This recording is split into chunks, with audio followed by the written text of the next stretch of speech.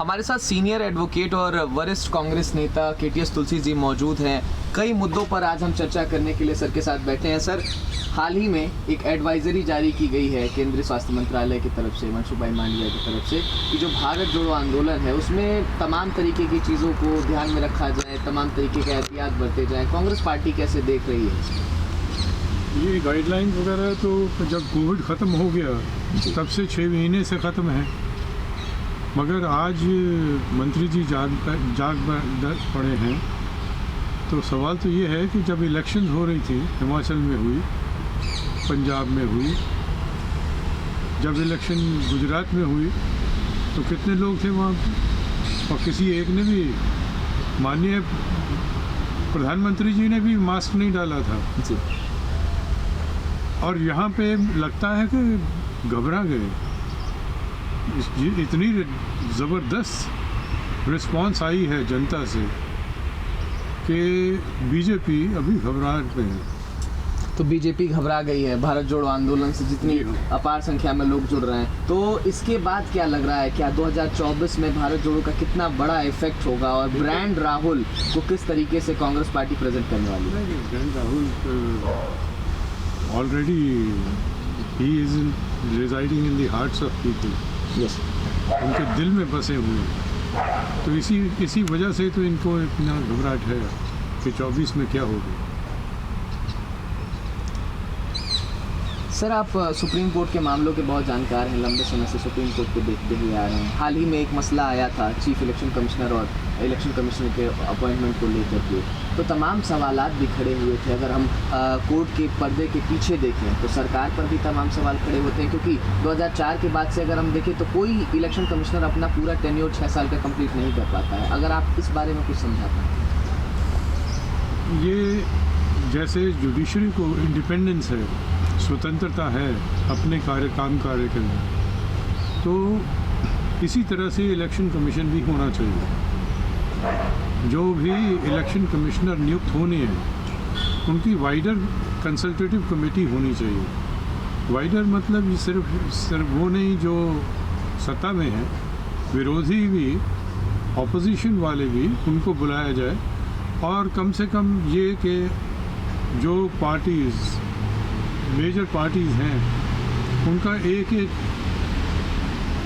व्यक्ति, एक नेता चुन के उस कमेटी में रखा जाए।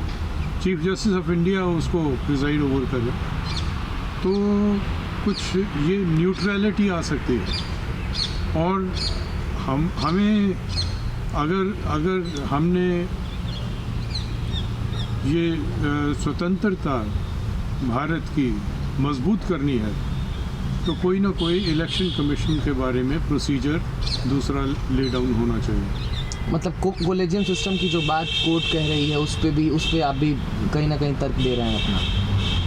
बिल्कुल।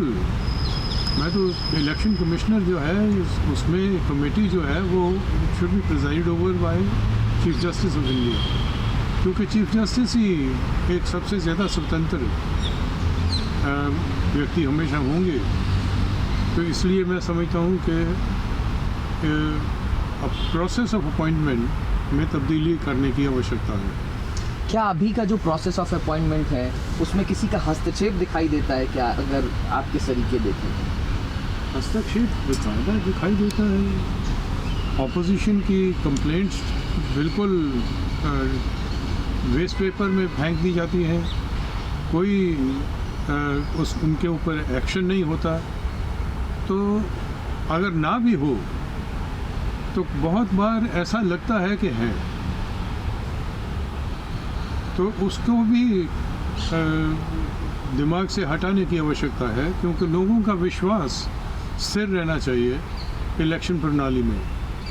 सर, हाल ही में 2 राज्यों में चुनाव हुए, गुजरात और हिमाचल की अगर हम बात कर लें। आने वाले समय में 13 राज्यों में और चुनाव है।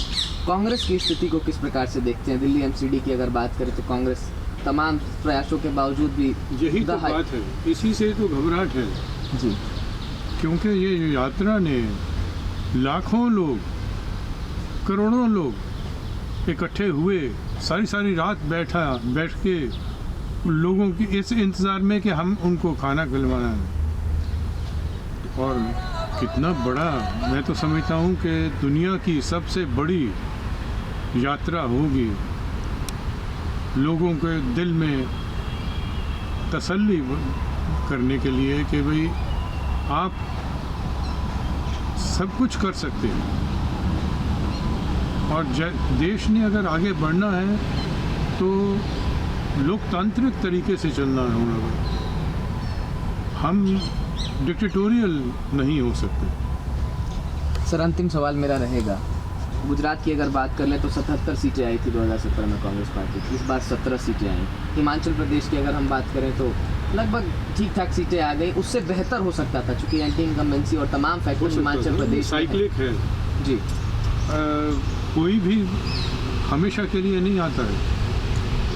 5 साल 10 साल बहुत पार्टीज रह चुकी हैं, 10-10 साल भी 10-10 टेन्योर्स की हैं, और इसका मतलब ये नहीं, और पर्टिकुलरली अब लोगों को नज़र आना शुरू हो गया है कि कांग्रेस कितनी लोकप्रिय होती जा रही है। क्या लग रहा है, अंतिम सवाल मेरा फिर से है, इस लोकप्रियता से ये फ़ायदा होगा क्या कि 2024 में कांग्रेस ये तो पार्टी जानता है, ये भगवान जानता है या जनता जानती है। तो हम इसकी प्रेडिक्शन नहीं कर सकते क्योंकि हम तो बायस्ड हैं। कोई दूसरा आदमी प्रेडिक्शन करेगा तो उसकी क्रेडिबिलिटी होगी, मगर ये ज़रूर है, हमें नज़र आ रहा है कि लोकप्रियता इस वक्त बिल्कुल चोटी पे है। तो आप KTS तुलसी जी को सुन रहे थे, राज्यसभा सांसद हैं, सुप्रीम कोर्ट मामलों के जानकार हैं। तमाम वो आरोप जो राहुल गांधी जी पर भारत जोड़ो यात्रा पर लगाए जा रहे थे उसका जवाब देते हुए सीधा KTS तुलसी जी नजर आ रहे थे। कैमरा पर्सन हुकुम सिंह के साथ अमृत प्रकाश, भारत एक्सप्रेस, दिल्ली।